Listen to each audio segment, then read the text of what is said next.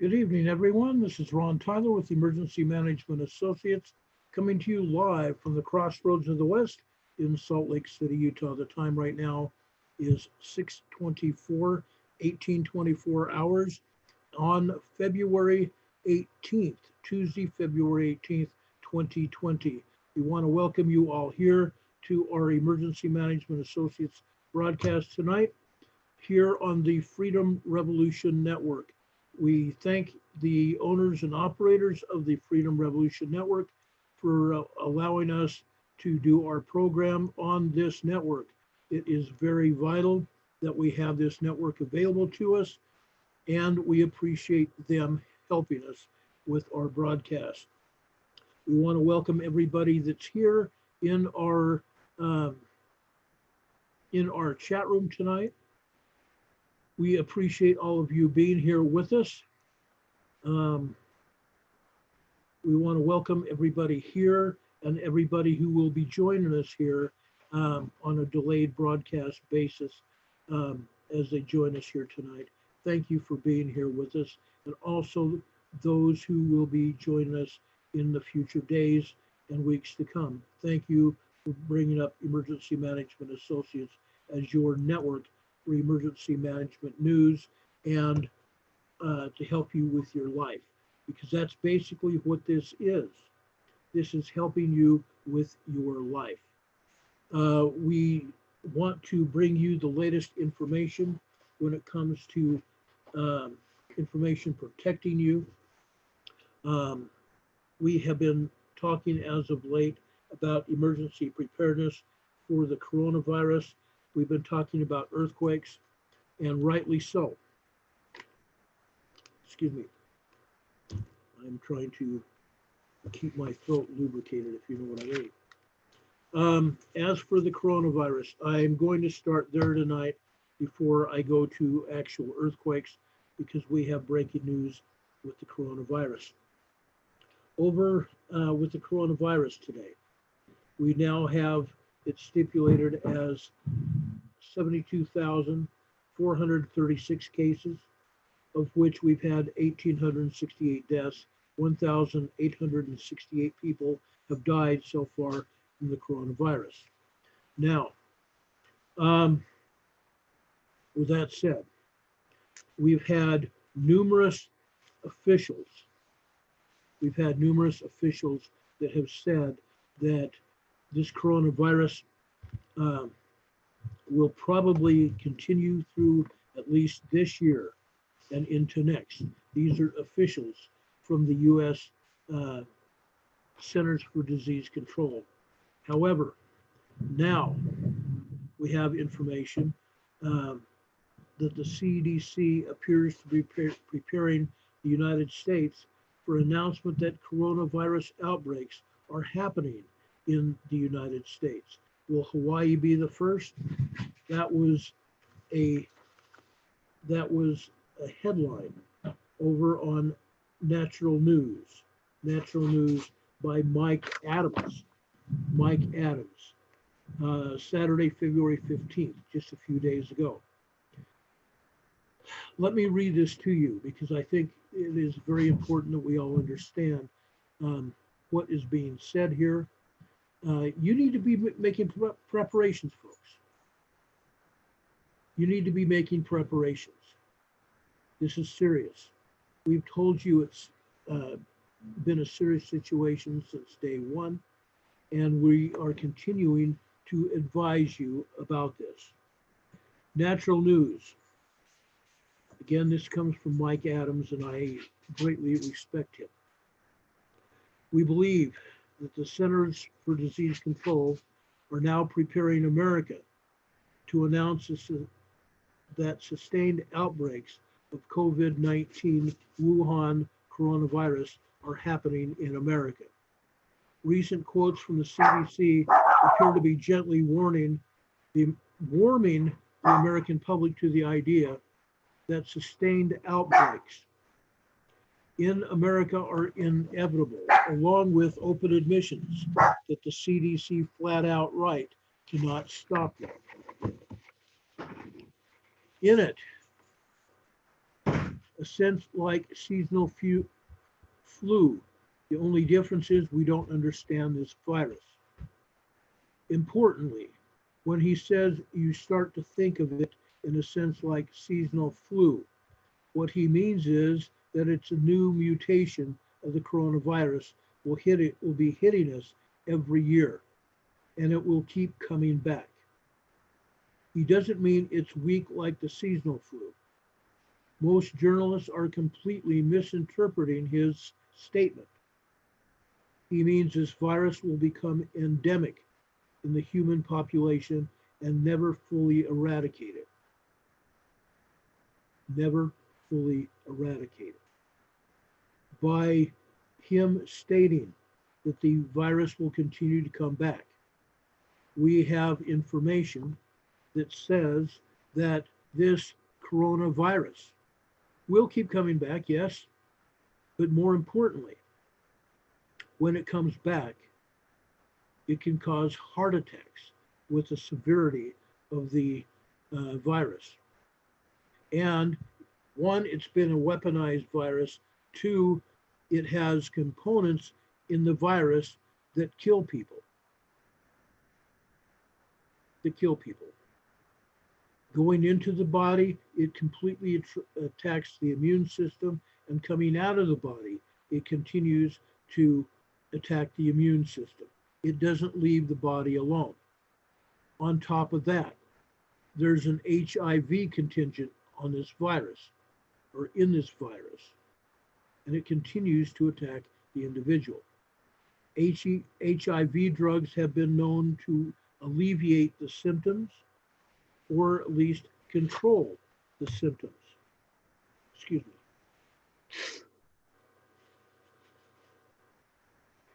Now, we have a lot of information to discuss.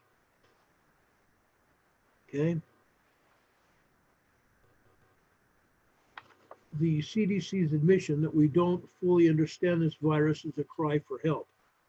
Essentially, China is still refusing to grant the CDC access to their data, which means the CDC is crippled in any attempt to understand this virus transmission, recovery rates, mortality rates, and whether draconian quarantines are even working. Hint, they're not. Outbreak in China is definitely not controlled. China has now officially isolated every province. They have officially isolated every province in China. Their population eclipses that of the United States, but they have now been quarantined. Their entire population has been quarantined. Okay, and I'm going to come back to that in just a minute. As you can see, Redfield from the CDC also explains that China definitely does not have this virus under control, which is, of course, completely contradicts what the dishonest media propagandists have been telling us for 2 to 3 weeks now. Right now, there's no evidence to me at all that this outbreak is under control. It's definitely not controlled. And the sooner we can help China get it under control, the better for the entire world.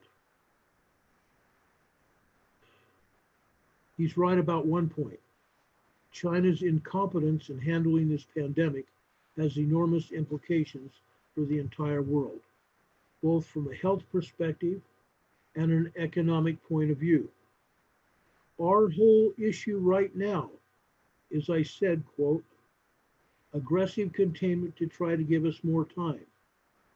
It's going to take 1 to 2 years to get the vaccine developed and out to prepare the health systems to be able to be flexible enough to deal with potential second major cause of respiratory illness. In other words, Redfield from the CDC is explaining that the CDC is focused on limiting the rapid growth of outbreaks to try to prevent a nationwide pandemic. from taking place before a vaccine is ready. His phrase, aggressive containment, is the key here. Note that he's not claiming this can be completely halted by the CDC, because it can't. Now, we broadcast to you the other night the news conference that was held live in Hawaii. Now, Mike Adams, in this article, says that Hawaii keeps popping up as part of the travel destination among people who were later found to be infected. Now, as of the other day when we showed you that news conference, live from Hawaii, by the way, they said they had one person that's being put in quarantine at Naval Station Pearl Harbor. But this is what Mike Adams is saying. Across the Chinese language news we've been monitoring from Asia, Hawaii keeps popping up as an interim travel destination for people who are later diagnosed with coronavirus in Asian nations. Time after time, these individuals are being reported as having flown from Hawaii. Perhaps this is a mere coincidence at this point, but keep an eye on Hawaii. Although this is not yet confirmed, there seems to be perhaps some surface containment of airplanes or contamination. There seems to be some surface contamination of airplanes or airports which are being used by passengers during transit to and from Hawaii. Remember that the coronavirus can remain viable on surfaces for up to 9 days.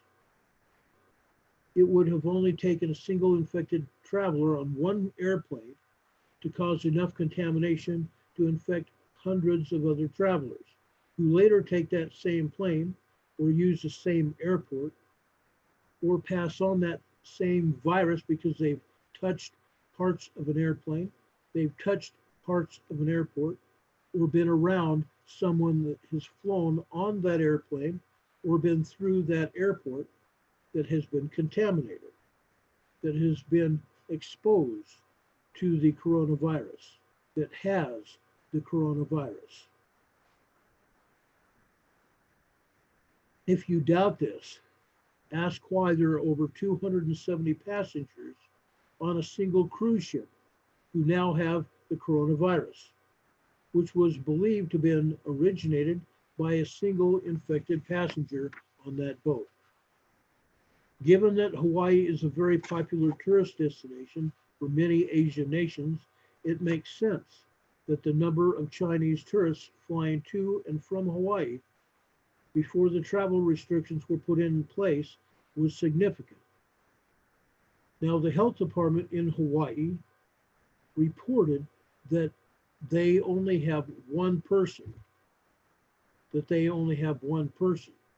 And what this report that Mike Adams put together is not true.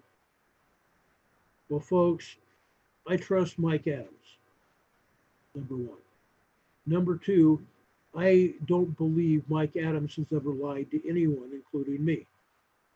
Number three, our own government, including the CDC and other health departments, have not always told us the truth. Now, if by chance, and I think they do, if by chance we have health officials in Hawaii that are watching or listening to this program right now, if you want to come on this program with me and be part of this discussion, I highly recommend and invite you to come on. Call me, text me, send me an email, and we will make arrangements for you to be on the program. Because I have a lot of questions, and I believe our listening audience also has a lot of questions for you. And that just doesn't go for the health officials in Hawaii. You people at the CDC, Mr. Redfield, and a person that I'm going to name in just a few minutes. If you desire to come on our program and explain yourselves and explain what's going on, we will invite you to do so. We invite you to do so, and we will be on the air throughout this nation and across the world. So please, go ahead and make our day. Join us here on the Emergency Management Associates program. We want to talk to you. Based on journalistic experience,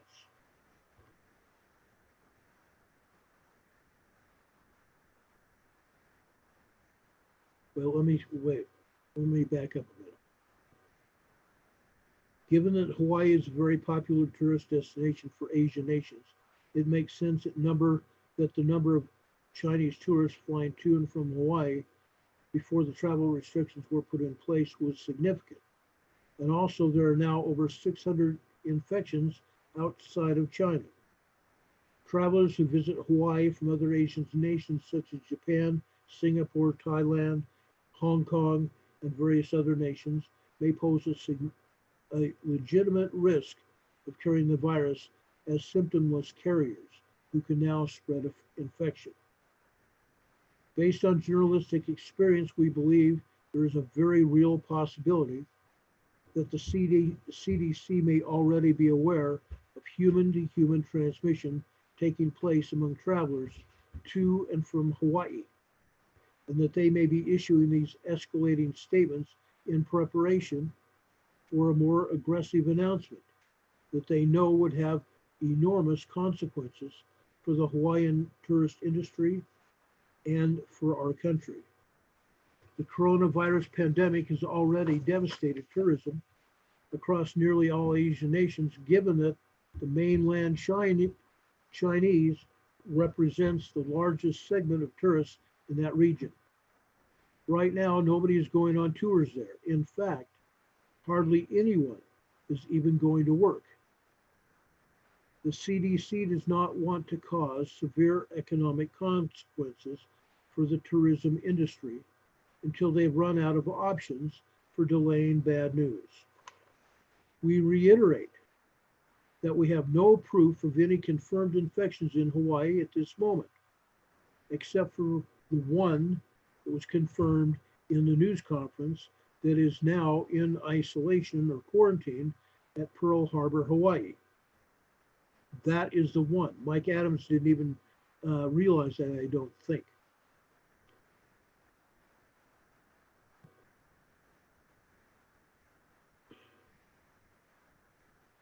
Again, we reiterate that we have no proof of any confirmed infections in Hawaii except for that one, and they are not, and we aren't implying that an uncontained outbreak is already taking place across the Hawaiian Islands. We have not said that, nor will we imply it. I personally don't believe there's an uncontained outbreak in Hawaii. However, I believe that there are probably people there on Hawaii, not just the Big Island, but across Hawaii, that may have been infected. Rather, we are connecting the dots on clues that keep pointing to travel-related infections among travelers who are exiting Hawaii and flying to various other Asian nations or around the world. It might be theoretically a single flight attendant who is infected, who keeps working that flight route. It's too early to tell, but until we know more, we need to exercise caution during any international travel. Here are some solutions that can help you prepare for the coming pandemic. Listen to more podcasts like ours. Okay? Listen to more podcasts like ours. Get as much information as you possibly can. Get as much information as you possibly can. We've always told you, we have always told you that you need to challenge boldly, challenge boldly any information that you have or that you get hold of or that you were told. Verify it yourself. Don't take it as gospel unless you yourself have vetted it. That's always been our policy here at Emergency Management Associates. Yes, we try to vet everything and we don't put it out on the air until we do. This came from Mike Adams today. I vetted it. I continue to vet everything we have. That's why we broadcast that news conference, that coronavirus news conference, directly from Hawaii at the time it was happening. We try to get you the latest information possible. That's our goal. That's always been the case about everything. It doesn't matter whether it's this or earthquakes. It doesn't matter. We try to get you the latest information that we possibly can have so that you have information that you can use to prepare yourself and save your own lives. That's where we're coming from. That's where we always will be. And that's the truth. That's where we come from, folks.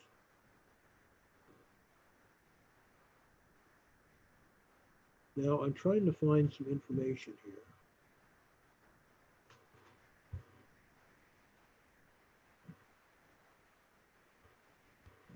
Okay.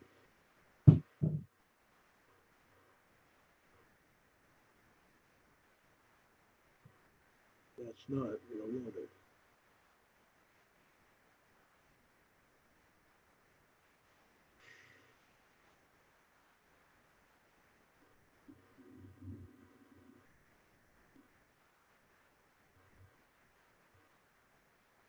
Okay, I had another piece of information here.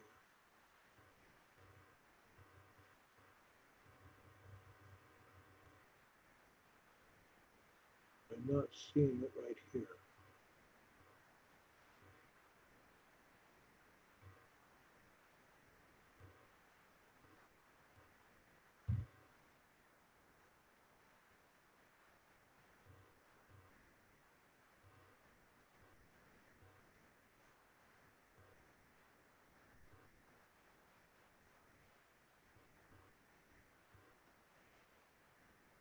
There is a program on YouTube.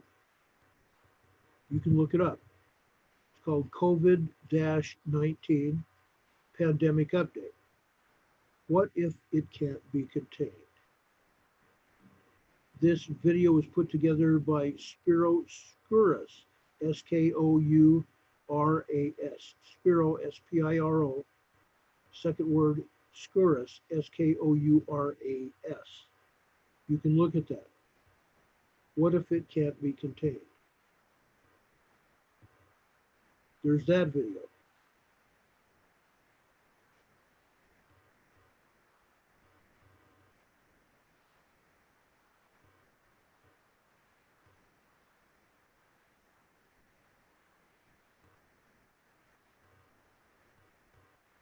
Okay, I'm still trying to find this article that I had here.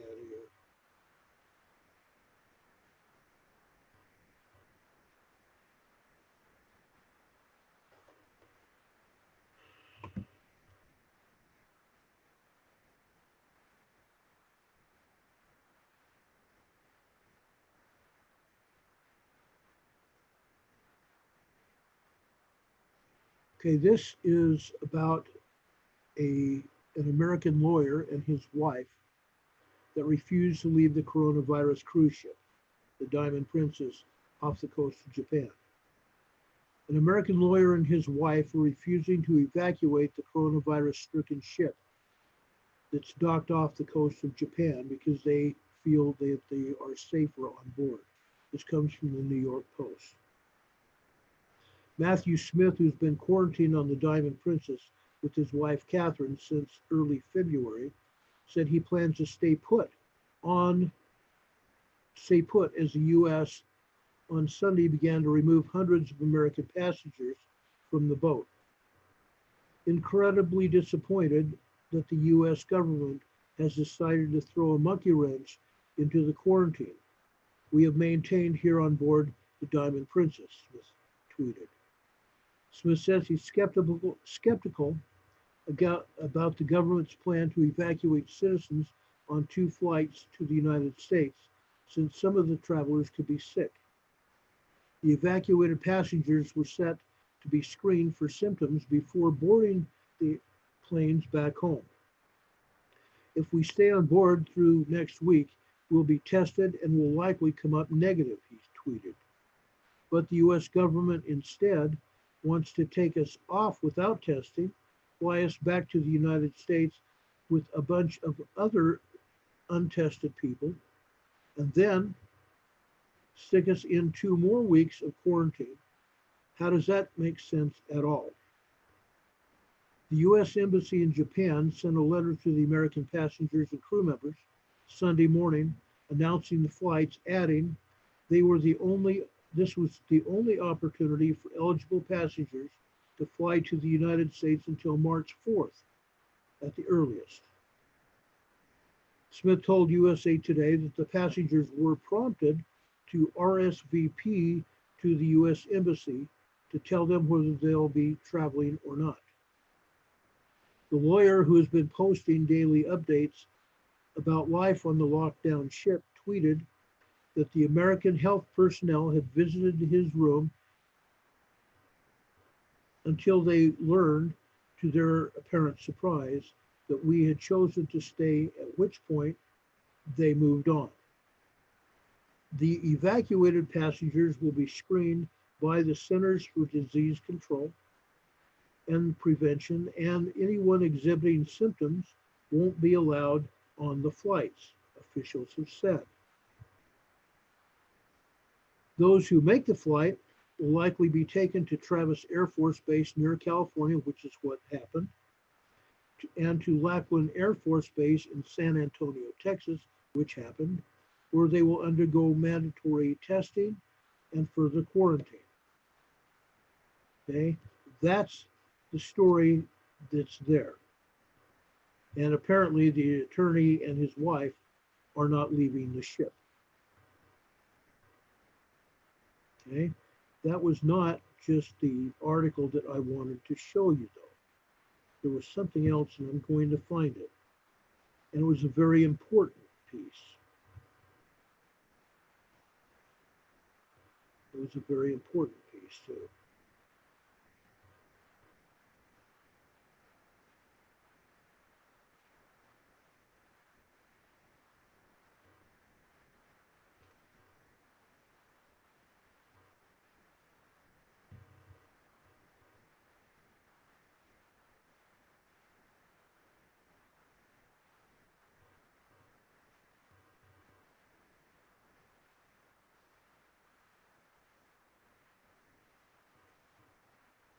There's a lot to this.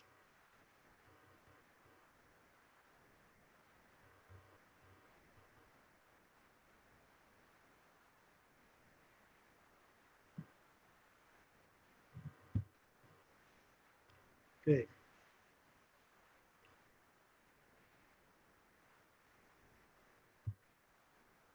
We told you about that, the Hal Turner radio show the other day, and how Mr. Turner found out about a message from the CDC, from a woman that works for the CDC,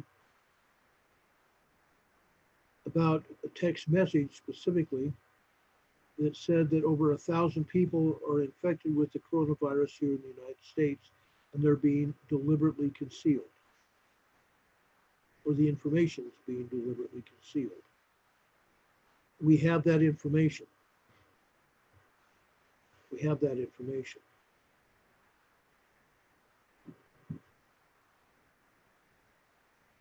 There was something else here that I'm trying to find.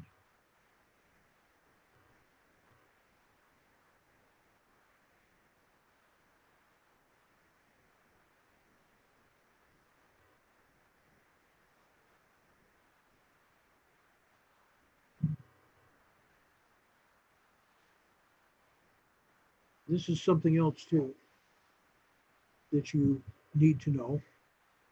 Copied from Fox News, just brought on by Peter Hotez, Hotez, to tell the country that coronavirus is the anti-vaxxers' fault. He went on to say that America's top priority should be to get everyone vaccinated against the measles and the flu as quickly as possible. Quote, I'm sorry, but there isn't a laugh emoji big enough to handle this one. Like somehow the measles and the flu vaccines will protect us from the coronavirus, unquote. These are your leading health experts, kids. If you're still around to see what is really going on, there is simply no hope for you.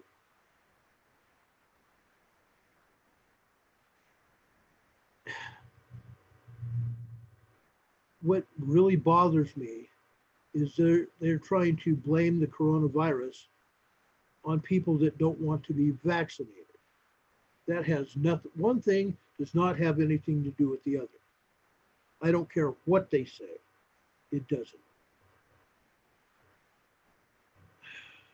We've already told you guys that this virus was bioengineered and it's a biohazard and it's a weaponized virus.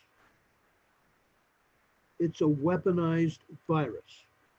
And I resent them even trying to tell us that, oh, they can save us. They don't even know what's going on themselves. They don't.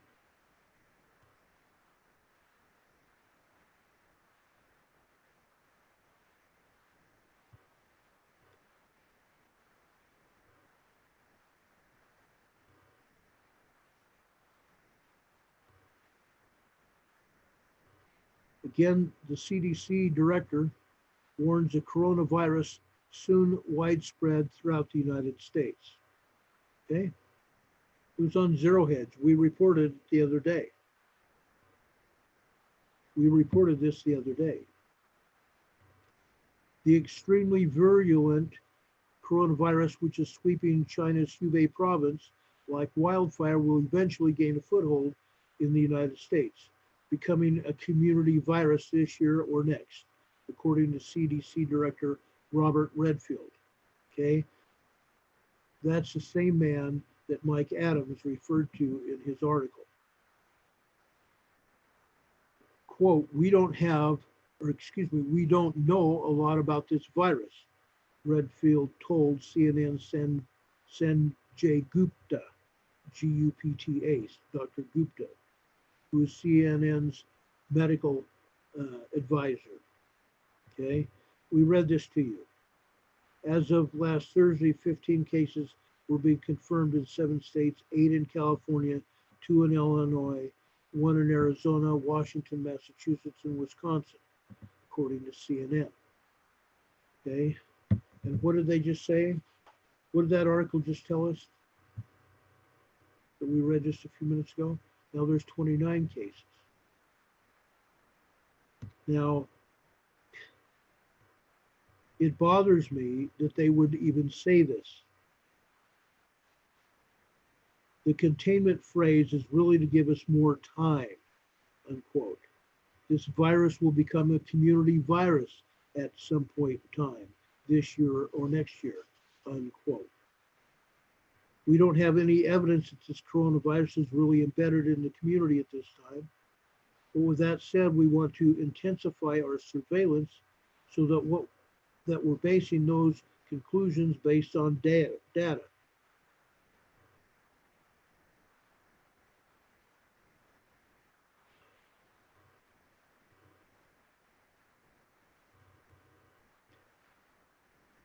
World Health Organization Director General Tedros Adhanom, Ahanom, with the last name of Gebreyesus, saying, we reiterate our call to all countries not to impose restrictions that necessarily interfere with international travel and trade. This guy comes from the WHO, the World Health Organization. And he's telling people, oh, go about your business, travel as you want. Otherwise, it's going to interfere in the economy.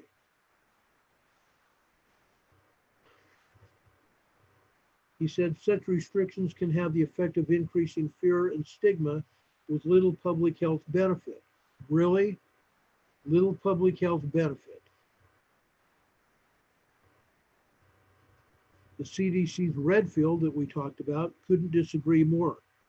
Frankly, some people criticized when we decided that we wanted to temporarily suspend travel into the US from individuals who were not Americans or permanent residents who had been in the zone for the last 14 days. Some people didn't think that that was what they would do. Well, we felt strongly that our obligation was to do all we could do to protect the American public. I would rather be criticized for overprotecting America than underprotecting America at this stage.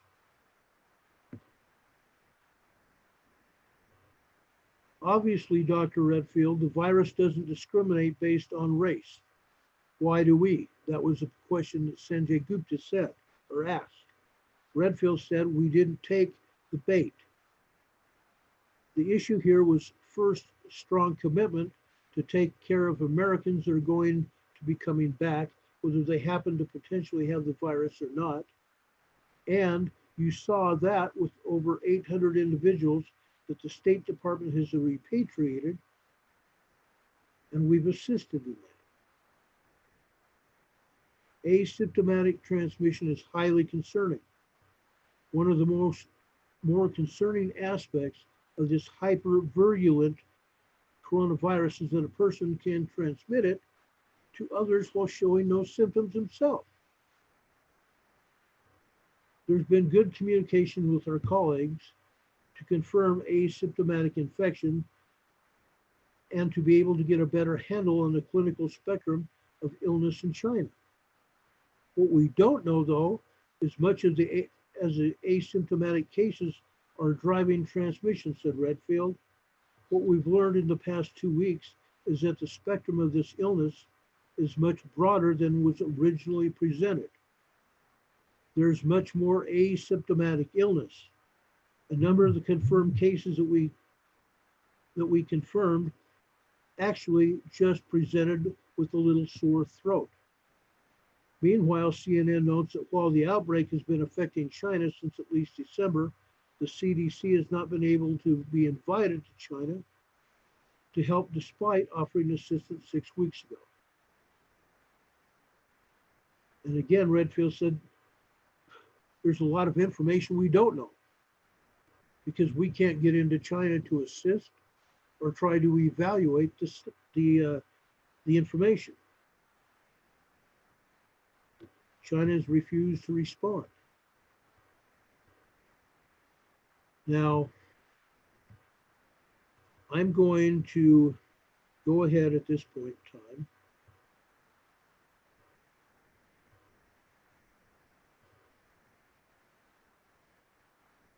I couldn't find the article that I wanted to show you, which is bugging the crud out of me.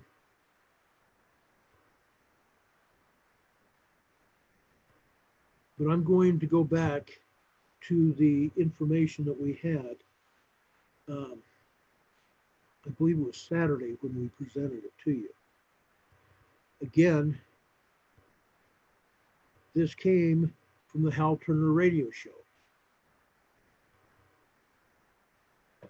Alleged CDC text message says over 1,000 infected with coronavirus in the US. It's being deliberately concealed. Okay, this is a copy, a part of the copy of the text message. This person's identified a friend of hers named Frank. Good to hear from you. I hope you and the kids are doing well. However, I can tell you this. It's worse than what is being said on social media and nationwide news. We're trying to prevent panic, as that will only make things worse. Please keep that between us. There have already been over 1,000 cases in the United States. Although the news, they're just keeping things quiet for now and reporting far less.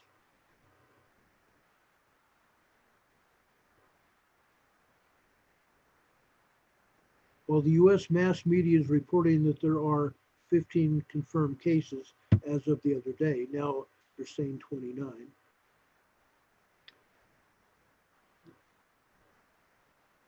The CDC allegedly sent a text message to a family friend admitting that there have already been 1,000 cases in the U.S. The text says they were trying to prevent panic. According to an 18-year-old in upstate New York near Schenectady, his father had a text message exchange with Dr. Nancy, Messonnier, Nancy, Messonnier, the director for the National Center for Immunization and Respiratory Diseases, the NCIRD, within the Centers for Disease Control. Since this is already all over the internet, I'm going to show you her picture. I did not do that last Saturday, I believe it was, because I was withholding the information until we could confirm it. But now, this woman, I was trying to find the article, and I will still try to find it, where it mentions her by name. And since now we have another case, we have additional evidence that implicates her in this, we are showing this to you. The 18-year-old was allegedly using his father's cell phone and saw the text message exchange. He became outraged at what he read, and that he took a screenshot of the conversation and uploaded it as a video to his social media online. He uploaded it to his social media account online. Quote, "Hi, Nancy. Hope all is well. I was just wondering if you could fill me in on what is happening with the coronavirus. Hearing conflicting things about it. Is it as bad as it's said to be on the news? And should we have to worry? Thanks. Best, Frank." That's a message that I just read to you. The reply. Again, dear Frank, or hello, Frank. Good to hear from you. I hope the kids and blank are doing well. We are still investigating everything. However, I can tell you this. It's worse than what is being said on social media and nationwide news. We're trying to prevent panic, as that will only make things worse. Please keep that between us. There have already been over 1,000 cases in the U.S., although on the news, they're keeping things quiet for now and reporting far less. This was her text.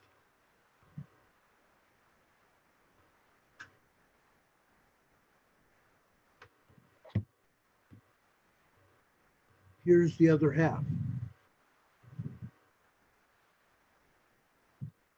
Reporting far less to the public.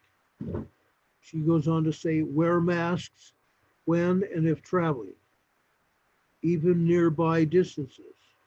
We suspect cases in over 32 states at this point. If we don't ensure our safety measures as fast as we'd like, this could spread much faster than we expected. Please stay safe. If you have any questions, don't hesitate to ask. All the best, Nancy.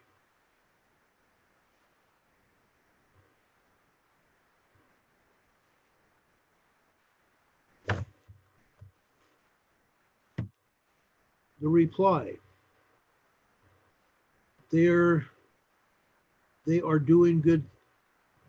They're doing good. Thanks. Thank you very much for the information. Absolutely, I will keep this between us for sure. I suspected that there were many more cases than what they were saying.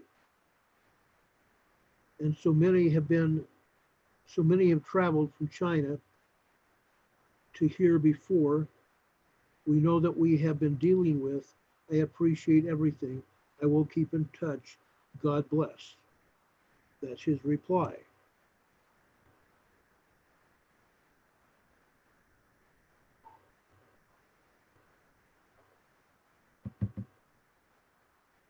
Going further, according to this text message, there have already been over 1,000 cases of coronavirus inside the U.S. This is clearly being concealed by the government in their effort to prevent panic. Sorry, but preventing panic is nowhere in the job description for anyone at the CDC and is not what we pay any of them to do. We, the American people, established the CDC and pay for it so that they can serve us by researching diseases and finding treatment and cures.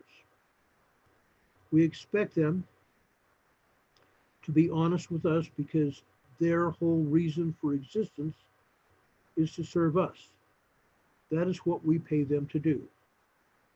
We don't need government public servants whose very job existence depends on our tax money to manage us or to handle us or to conceal things from us to prevent panic. We expect the facts. We expect the truth, the whole truth, and nothing but the truth. With such information, we get to make informed decisions about what we think is best for us and our families. Efforts to contact Dr. Messonnier, Messonnier, to confirm or deny the validity of this text message exchange have had interesting results. When contacted via Twitter to inquire if this message exchange was real or not, Dr. Messonnier, Messonnier, did not reply. She blocked the person asking the question. Okay. That's her business card there, and that shows that she blocked the reply. So obviously, Miss Messonnier has something to hide. Dr. Nancy M., CDC blocked you.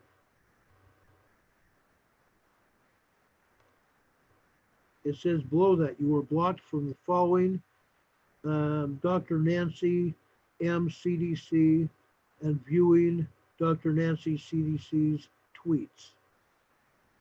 That's what it says.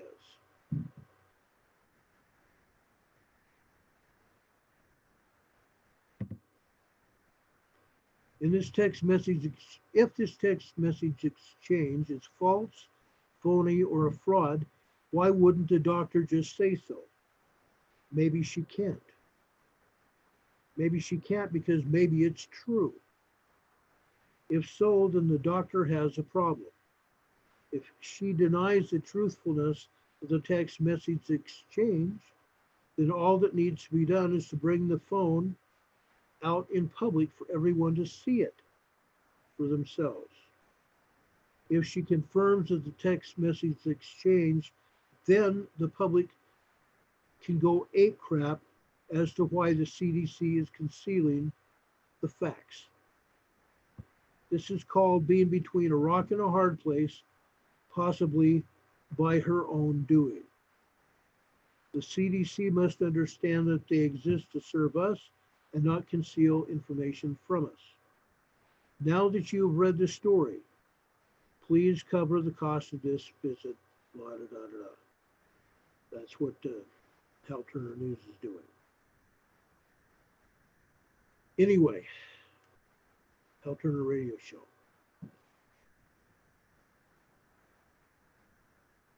Okay. Now, Dr. Redfield, in that other article, implicated Mrs. Or Nancy Messonnier, Messonni, or EIR or IER. I thought I'd bring that forward because I did not identify her earlier. But now that Dr. Redfield has implicated her, okay, she's part of this. She's part of it. Now, I thought long and hard before I brought that out. As I said, I didn't bring it out in the beginning. But now, since she was implicated, I thought, why not? Why not show what happened earlier this last week? That's a story, folks. That's a story.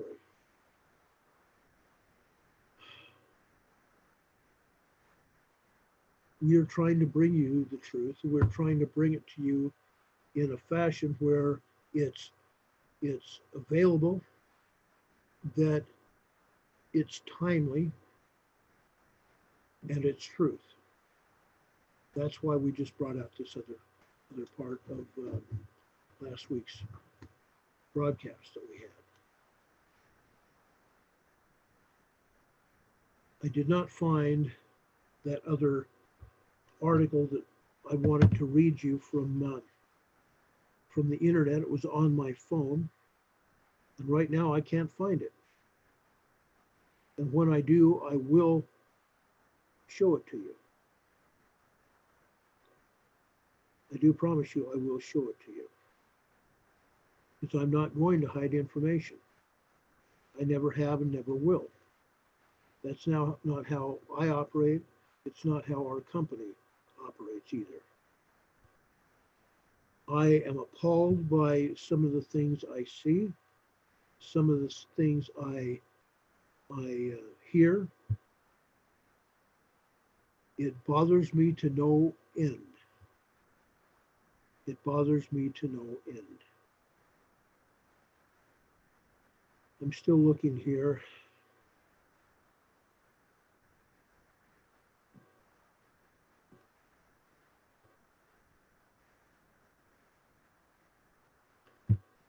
Okay, now on to earthquakes.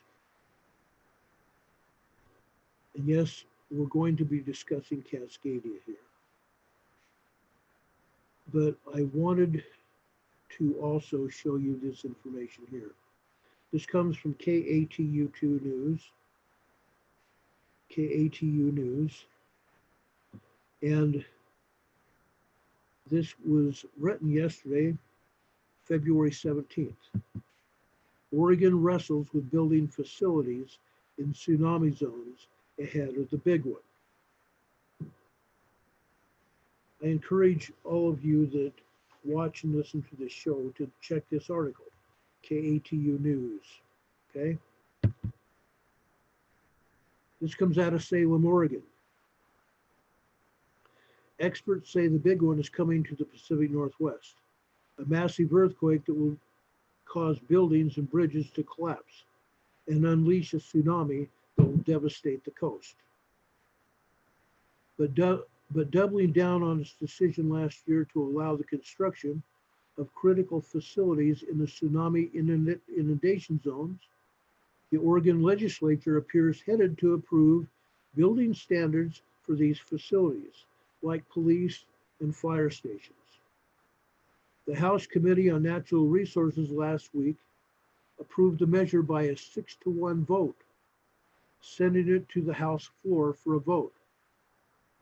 A leading earthquake expert in the lone dissenting vote says Legislators are making a big mistake. I don't think that we should have opened up the tsunami inundation zones to important infrastructures like police, fire stations, and so forth. So that's why I'll be voting no for the bill. Representative Chris Gorsek, Gorsek, a Democrat from the Portland suburb of Troutdale, told the committee. Most other countries in the world prone to tsunamis have a land use philosophy in which construction of certain structures are banned depending on their proximity to tsunami inundation zones, said Chris Goldfinger, an Oregon State University professor and earthquake geologist. It's just probably best not to put things into the tsunami zone at all, no matter how strongly they build them, Goldfinger said in a telephone interview. Oregon, however, abandoned that approach last year when the legislature, with hardly any discussion, repealed a ban enacted in 1995 on construction of certain public facilities in inundation zones. The American Society of Civil Engineers has decided to recommend allowing buildings in tsunami zones if they're built up to certain standards, Goldfinger noted. The new bill adopts the ASCE standards. Representative David Brock Smith, a Republican from the coastal town of Port Orford, tried to convince Gorsek to reconsider his vote by pointing out that there currently are no building standards for critical facilities in the tsunami zone and that this bill provides them. Okay? Allegedly, the bill provides certain building standards, in tsunami zones and earthquake zones. Really.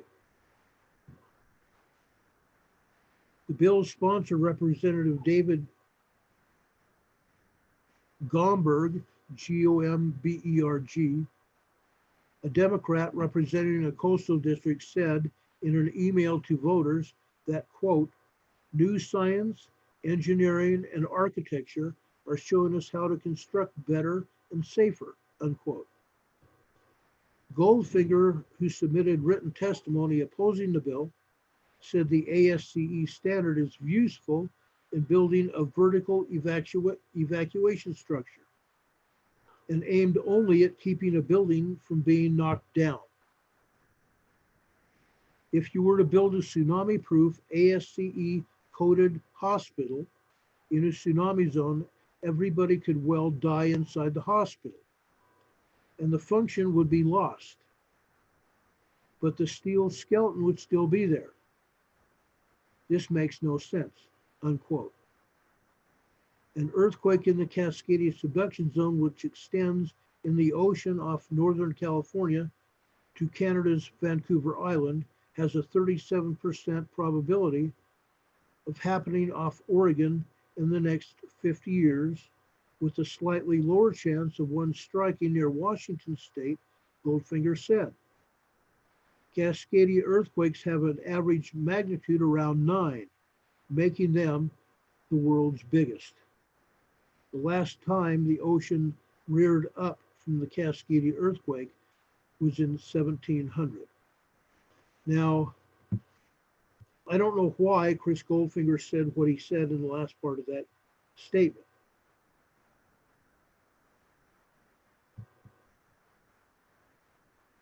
He said that there is a 37% probability of the earthquake happening off the Oregon coast in the next 50 years, and a slightly lower chance of one striking near Washington state.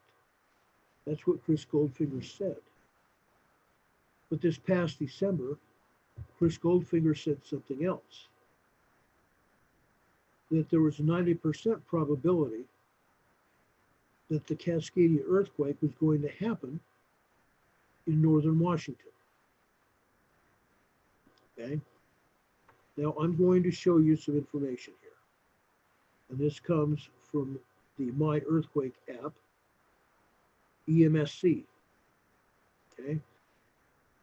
As I explain on this show, and as it's explained in the information that we have about our show, we use the USGS and the EMSC earthquake maps to show you information, because the USGS does not have all the information that they need. They just don't. Right now, they're not even showing 50 earthquakes on the map of the world. And yet, there are over 200 earthquakes that have happened just today since midnight last night. And yet they're only showing less than 50. We have a problem with that.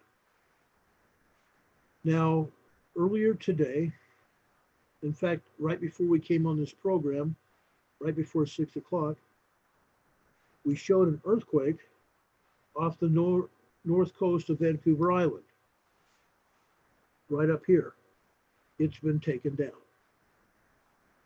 We are showing this earthquake just south of Vancouver Island on the Juan de Fuca Fault. Port Hardy had a 3.20 today.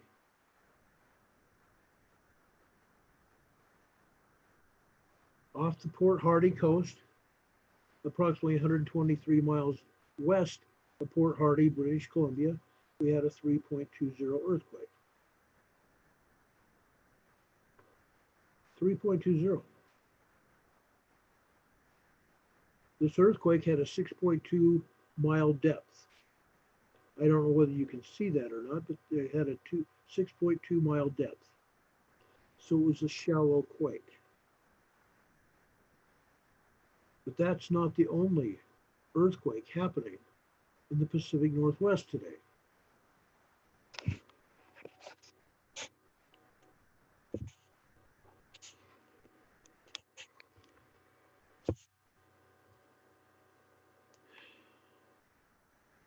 Let's go up to northern Washington. Actually, Canada. Abbotsford, Canada. Abbotsford, Canada, British Columbia. We had a 1.83 magnitude earthquake there. South of there, actually, there are several earthquakes here near Abbotsford, Canada. There's 4 of them.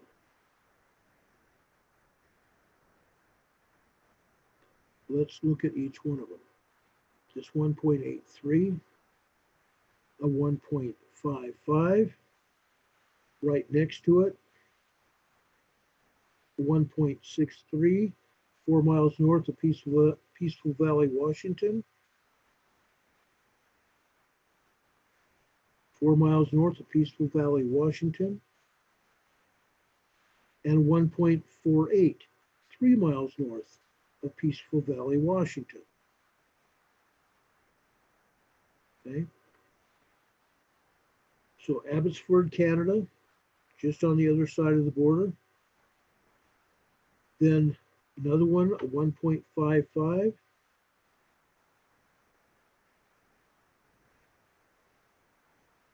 Right next to it, 1.63, 4 miles north of Peaceful Valley, and 1.48, 3 miles north of Peaceful Valley. Okay, that's 4 earthquakes.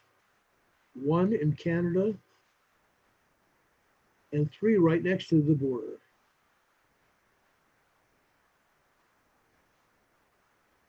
Okay, Duncan, Canada, 1.51. Duncan, Canada, 1.51 over on Vancouver Island.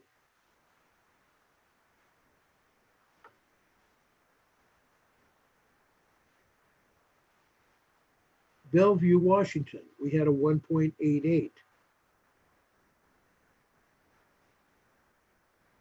Shelton, Washington, a 1.47. We haven't had this kind of activity reported in the Pacific Northwest in quite some time. Now here is an earthquake reported 23 miles north-northeast of Amboy, Washington, a minus 0.65 above sea level. Above sea level. Let's see where that earthquake takes us.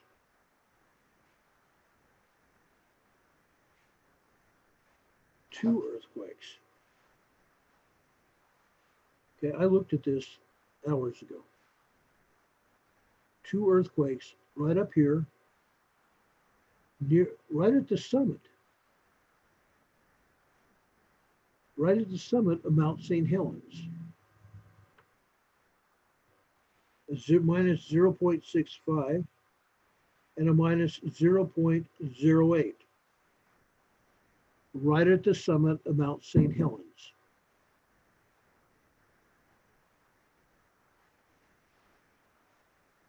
Fascinating, huh?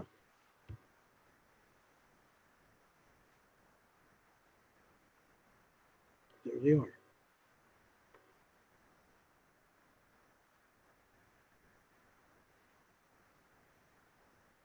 Let's go down to M-O-L-A-L-L-A,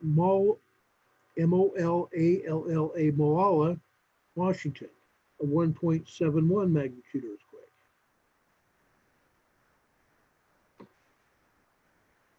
Further south, Sisters, Oregon, a 0.86.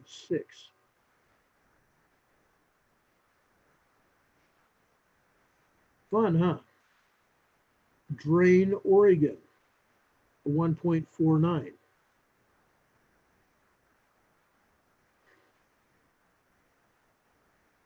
My question is,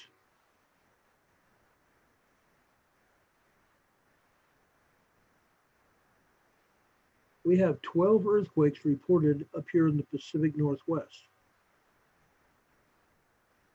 I have been putting this program together for almost a year now. I have never seen this many earthquakes reported in the Pacific Northwest during the last 10 months.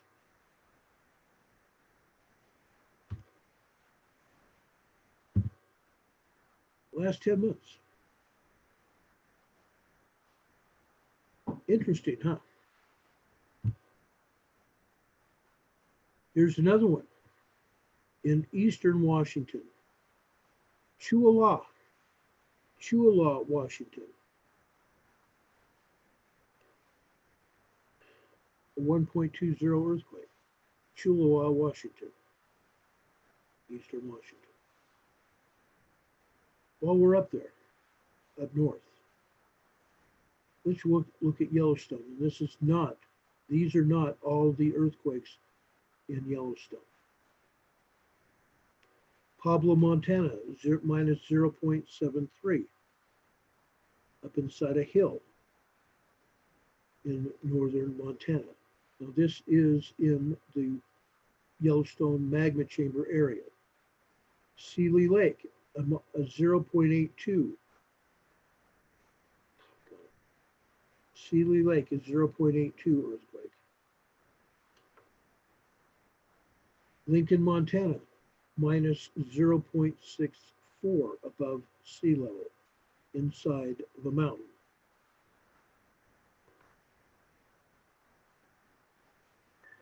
Then we have 9 earthquakes. We have 9 earthquakes. Let's look at them. West Yellowstone, 16 miles east-northeast of West Yellowstone, 0.57. 16 miles east-northeast, 0.89. Let's go west. 16 miles east-northeast of West Yellowstone, 0.06.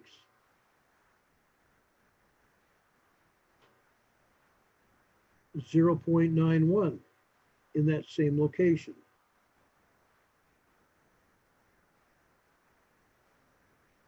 Let's go south. 16 miles east-northeast of West Yellowstone, Montana, is 0.66.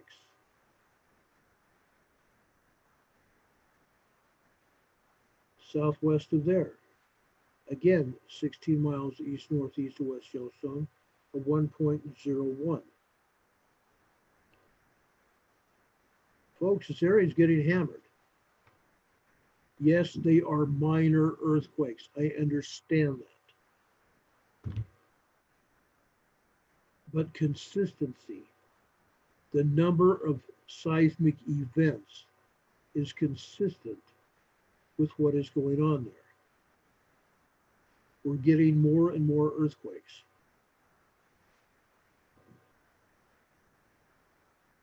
You can go listen to Mary Greeley's broadcast from yesterday. It's there. It's there. Here's another one up inside of a hill, minus 0.08. West Yellowstone, same location. Same location. Two more southwest of that. 8 miles east of West Yellowstone, 0.62. Southwest of there, 0.24.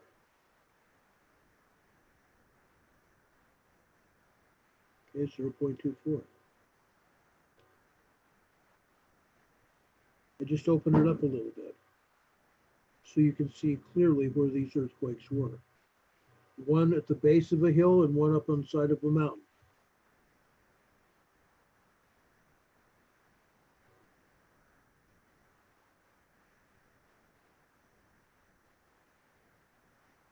Nine earthquakes in the West Yellowstone magma chamber area.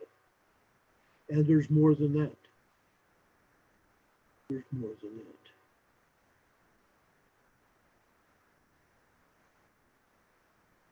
12. 9 just here in the east-northeast area, 16 miles east-northeast of West Yellowstone. Then we have these 3 up north. That's 12. And there's a lot more than that. A lot more than that. Now they can tell us anything they want. And they do. Again, we had one earthquake earlier here up above Vancouver Island. Okay. Go figure that they delete it before we came on the air. And then we have all these other earthquakes south of there, one of which is on the southern tip of Vancouver Island.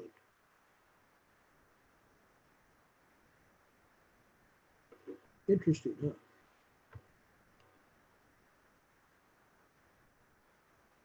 Okay.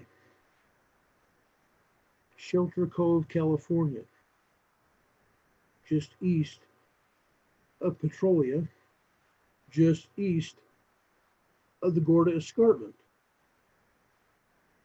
Gorda Escarpment being right here, the Cascadia subduction zone here, and yet we have a minor earthquake right there. Right there. A 1.43 earthquake.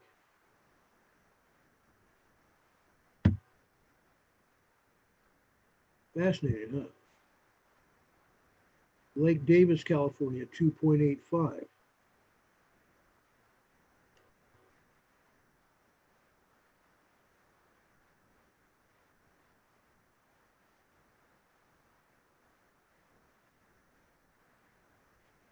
Look at the quakes at Mammoth Mountain. All over the place today. Now this is pretty much normal. Yes, there have been less. There are days where we only have 1 or 2. We have a bunch here. 0.242 miles west of Mammoth. 3 miles southwest of Mammoth, 0.34.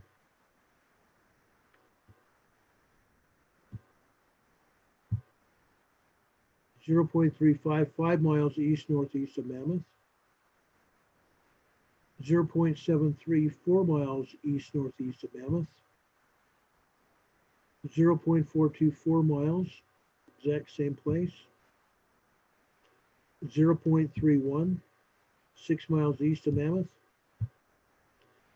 And 0.3, 6 miles east-northeast of Mammoth.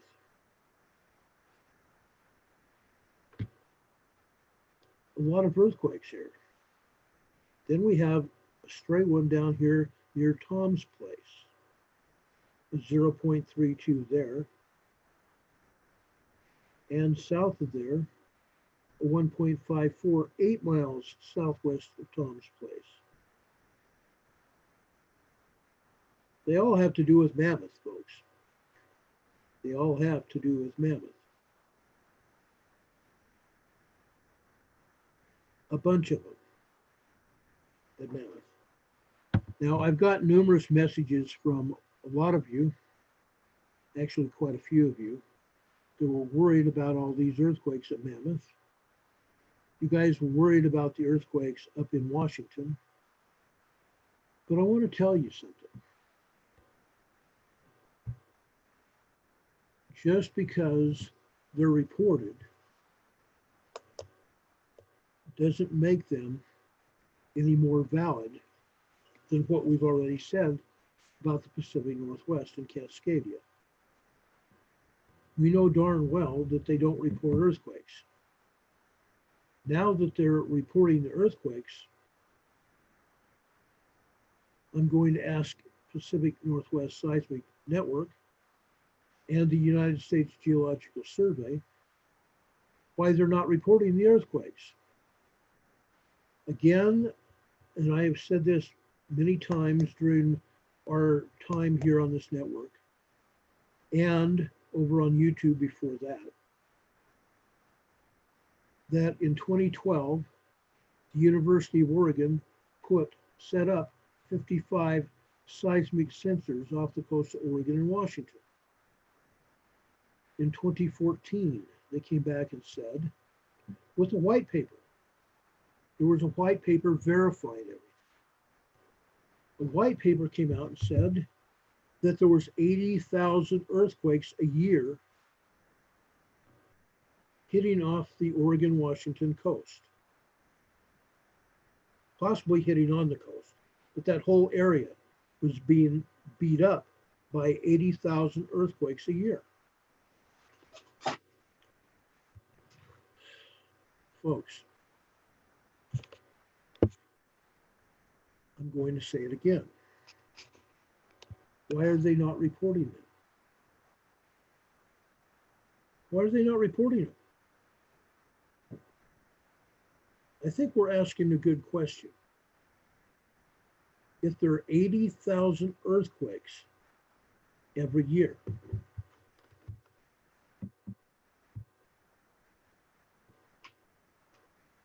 let's figure it out.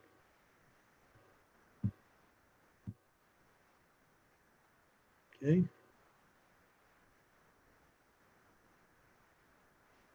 That's 222 earthquakes a day. 222 earthquakes a day that they're not reporting to us.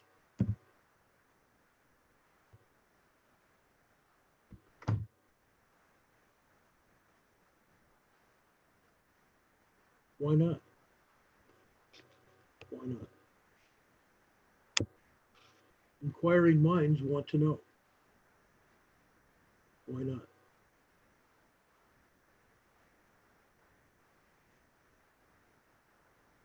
Terry Rempel and I have been working together since October last year, the end of October last year. Up until 2 weeks ago, we were doing bi-weekly broadcasts, Mondays and Thursdays. It was his decision to discontinue those, which is a sad day because I believe Terry Rempel has cut off information from going to the public by deciding not to come on the show anymore.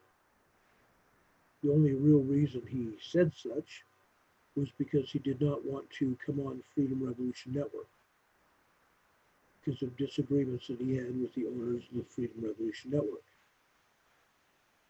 One of which, that they were taking my money, which they're not. Every dime I get from donations from all of you comes directly to me. Whereas over at YouTube, they were taking 60% of it away from me. And they were censoring our program, taking parts of our program off the air, not letting people see it. And two, they were buffering it so you couldn't hear the program or see it. When we were doing it live, they were buffering the program. Not my fault. The only thing we've changed since the early days of this program was upping the bandwidth on our program. And that was during the summer, the end of the summer last year, when we increased our bandwidth. Now we have 5K or 5G, which I have a problem with 5G anyway. I've got a problem with 5G because it's killing people. It's hurting our environment. But they're offering it, and I'm taking it because I want to give you the best possible program I can get. You deserve that. You've always deserved that. I refuse to do less for the public good. That's the truth. Many of you have acknowledged that that's why I do what I do. It's for the public good. And I always will. I always will. It goes without saying that I will do it. Now, I have tried to get into the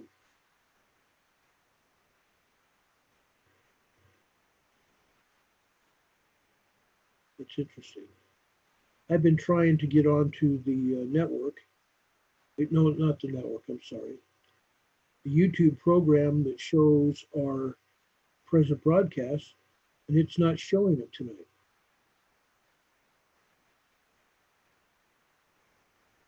It's not showing it tonight. Fascinating.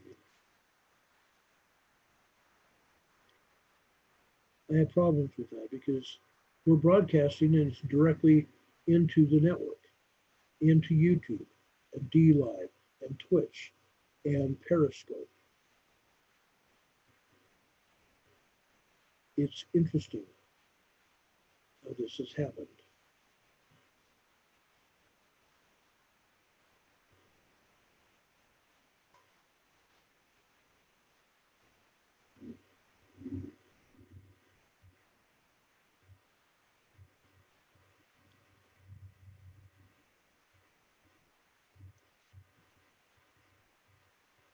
We'll try something here,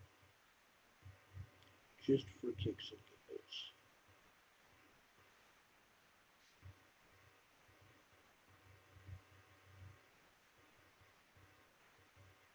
There it is. Now I have it.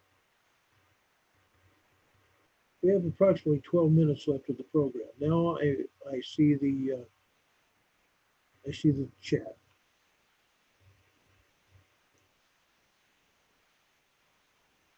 Times and Signs is reporting 76,000 cases. We reported earlier 72. That's the information we had. Times and Signs has probably got the current information as of a short time ago. And that's fine. Yes, Cindy, the evil will only get worse. You're absolutely right.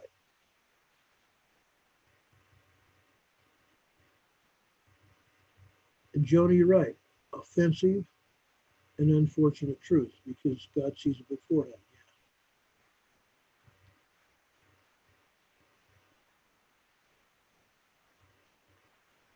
Yeah. Yes, speed and delivery go hand in hand with radiation exposure. Absolutely.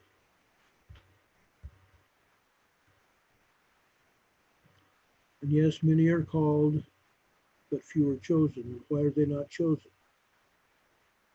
I know the scripture. I can quote it to you.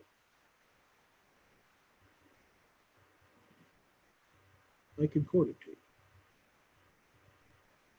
Thanks, Abnormal. We appreciate that.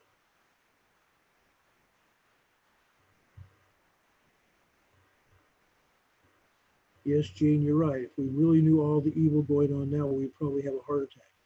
Things going on even well beyond our own comprehension. True.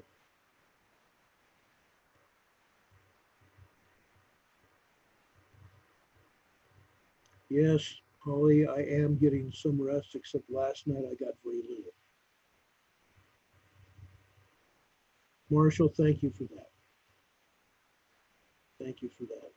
We try to put on a fantastic show. We want to put on a great show for you because the information is vital. It's vital for everybody's well being.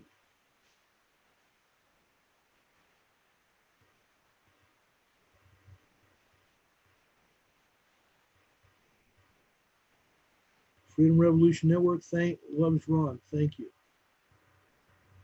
Thank you. Also, folks, be advised that My Patriot Supply sponsors this program. And they do a great job with all of their emergency preparedness food and other supplies that they have. I want to plug them because they are very much a part of my family and my family's life, and I hope they are part of yours. Um,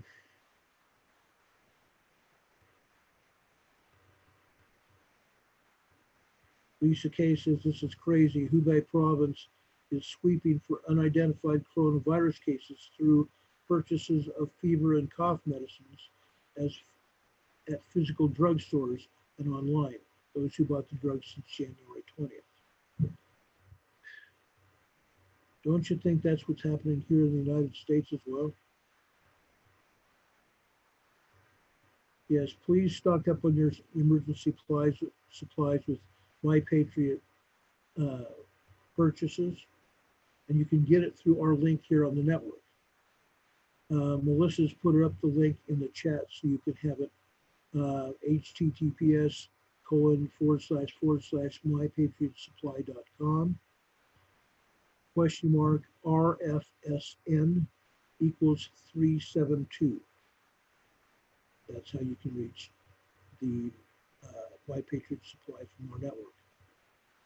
And then, if you do talk to somebody from My Patriot Supply, please tell them that you referred to them through our show, Emergency Management Associates on the Freedom Revolution Network.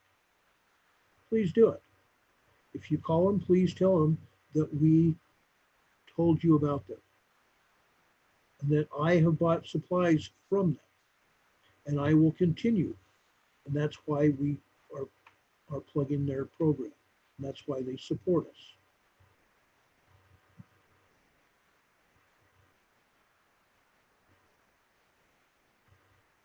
Now, Times and Science says flu vaccines give the flu. You're right. I haven't had a flu vaccine since about 2005 because up until that point in time, when I got the vaccine every year, I caught the flu. And the doctor said, "Oh, Ron, that's nonsense. That a vaccine won't give you the flu." Bull crap. I had the flu from anywhere from 3 days to 2 weeks.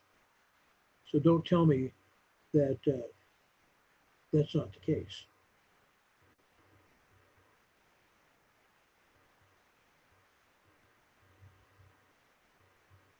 Okay, don't tell me that's not the case because it is. It's the truth. Okay, it's incredible. It's incredible.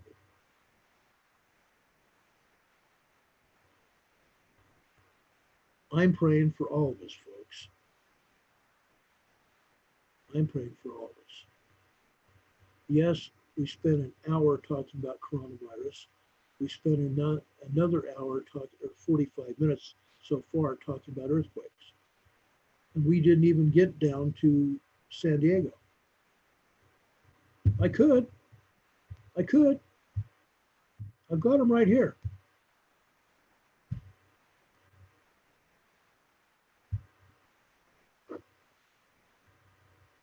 I've got all the earthquakes right here.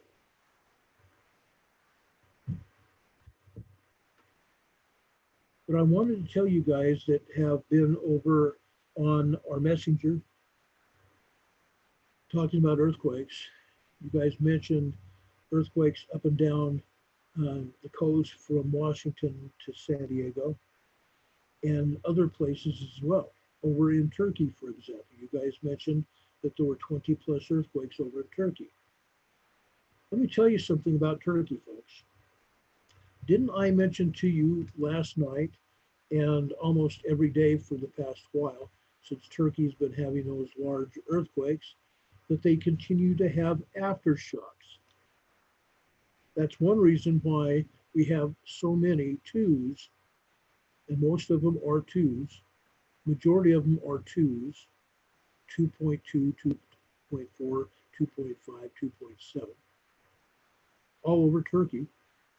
They're either aftershocks or they are earthquakes that are coming across and through the plate. Across and through the plate. That's what's happening. We've had large earthquakes over in the southern Pacific Basin. We don't know what's going on in China and Russia. They're not reporting. But we can only surmise what is happening there. Moderate and large earthquakes going through China and Russia. And they're headed west. They're going through India. They're going through Iran and Afghanistan and Azerbaijan and Turkey and Albania, Romania, Croatia, Switzerland, Germany, Italy, and yes, over to the Azore Islands. We had a moderate earthquake last night in the Azores. How did it get there? Simple answer. Seismic energy going through and across the plate. That's how it got there.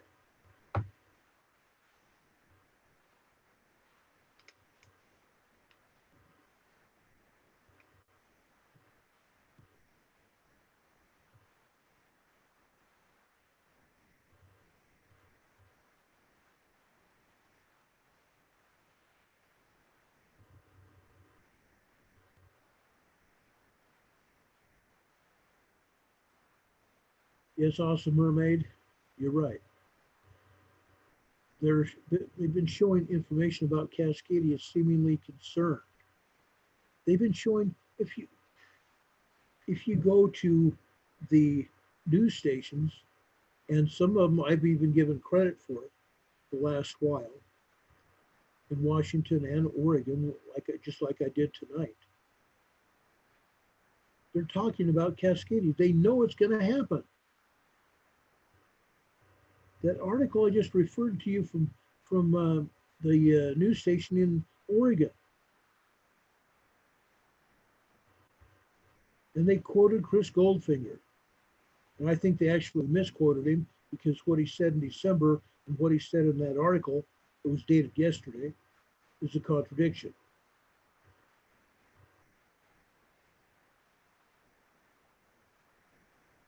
And so far, I believe Chris Goldfinger is a good man. I believe he's a good man.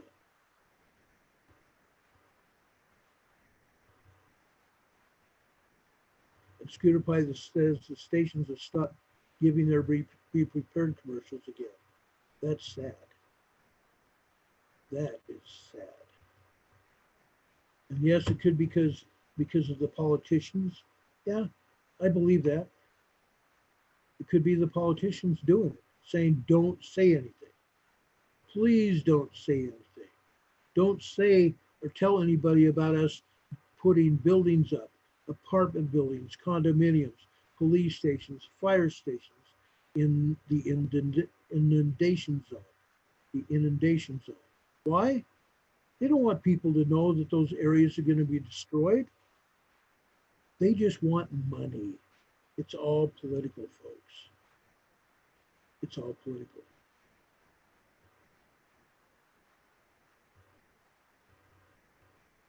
It's just like this coronavirus. It's political.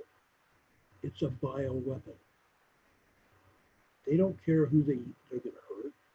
They don't.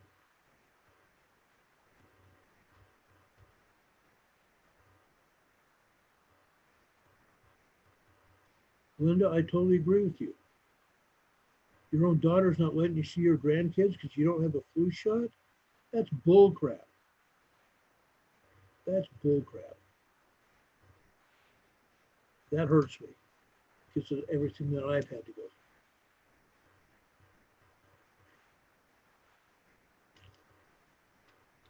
through. I have 6 grandchildren I've never seen because of my ex-wife and now my kids' parents. Yeah. And yet I've never done anything wrong. It's just my ex's big mouth, yak, yak, yak, yak, yak, bad mouthing me to my kids.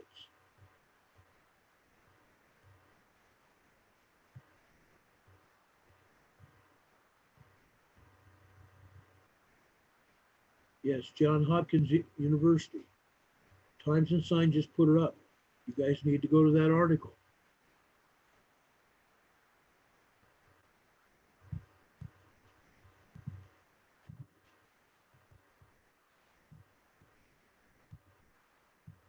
Yes, please don't be insulting to those who may not believe us as we do.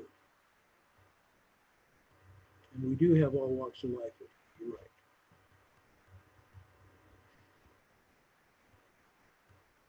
But I'm just tired of the garbage. I'm tired of the lies. I'm tired of what goes on. I'm really done with it. Really done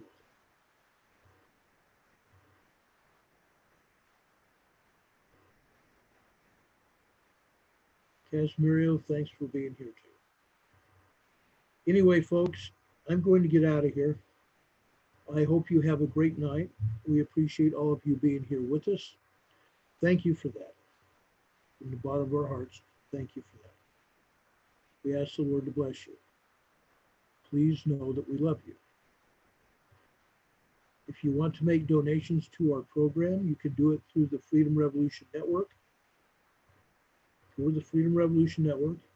And you can make a donation to our program, EMA Network, EMA program, or put it to me. Put it to my name, Ron, and I'll get it. Also, you can go to our EMA PayPal. Okay?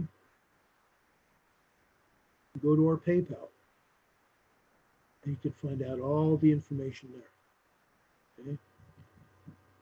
You can find out all the information there. Please make the donations. We want to get new equipment very soon. We've already bought a mixer here to give you better audio and be able to interview people live in our office here. We've got some of the best equipment we can get, and we're going to continue so we can give you the best information. But please know that we care about you. We want you to know that we care about you more than anything. How's the Cascadia going? Go back to our program earlier. After we get off the air, go back to our program. We just talked about it. We have earthquakes up and down the Cascadia from Vancouver Island south and all the way down in through California. Okay.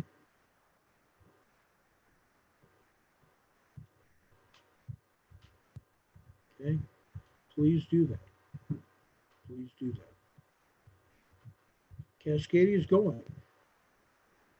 And by the way, folks, before I leave, okay,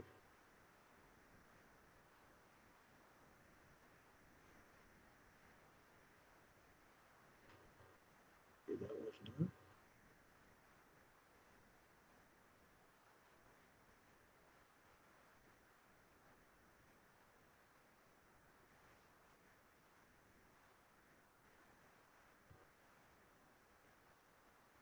Oh, one of the articles that I wanted to talk to you about is NASDAQ hits a record despite Apple's coronavirus sales warning.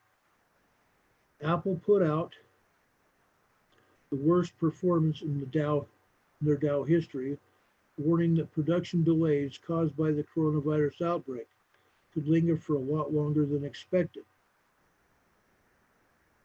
Shares of the iPhone maker fell off after the company warned its second quarter revenue would miss its guidance of $63 billion to $67 billion.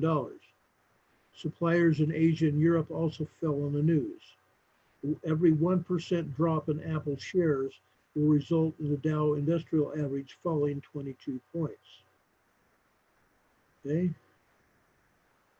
The latest figures from China's National Health Commission show that coronavirus sickened at least 72,436 people, while killing 1,868.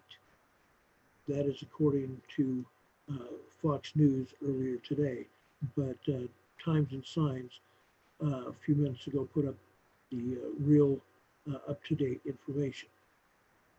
Okay, but we had some more information here, and I'm trying to find it right.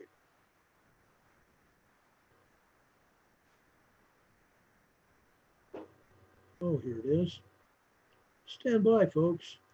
Before I leave here, I'm going to show you something. Some of you had asked me to show this. This is Glacier Peak. This is Glacier Peak. Notice the magma flow, the blobs, blurbs, whatever you want to call them, going through here. And we had an earthquake. Yes, we had an earthquake in here that they did not report. This earthquake happened about 9 o'clock last night. About 9:10, 9:15 last night. This one happened at approximately 3:30 this afternoon. But you notice the magma flows are continuing. Magma flows are continuing. Let's go to current time. Again, this is Glacier Peak.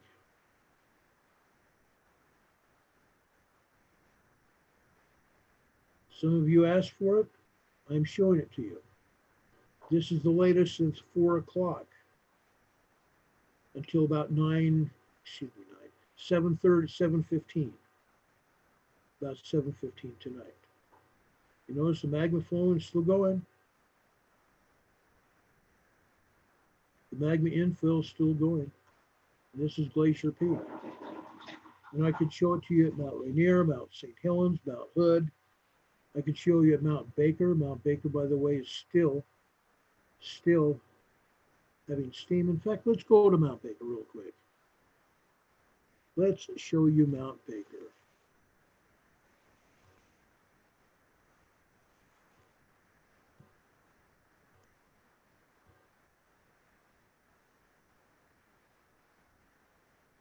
Just for kicks and giggles, let's show you Mount Baker.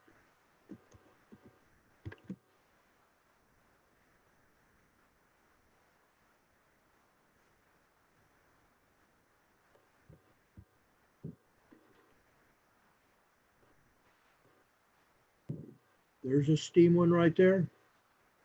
There's a steam burst there, another one there. Let's go earlier in the day. This is just tonight, this afternoon, late this afternoon. Magma infill at Mount Baker. There we go. We have steam burst there. We've got steam burst there. We've got steam burst here. Look at this. Steam burst there.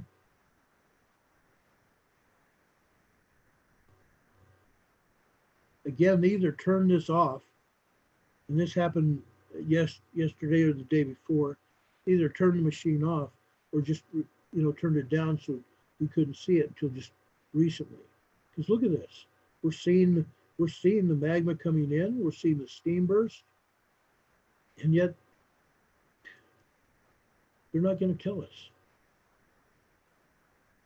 There it is for everybody to see.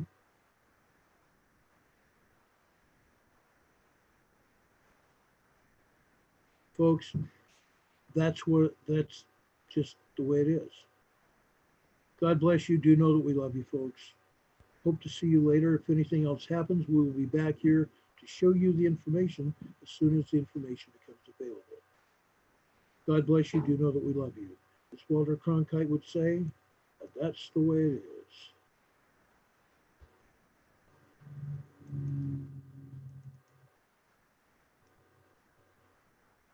Tuesday, February 18th, 2019. For Emergency Management Associates, this is Ron Tyler. Have a good evening.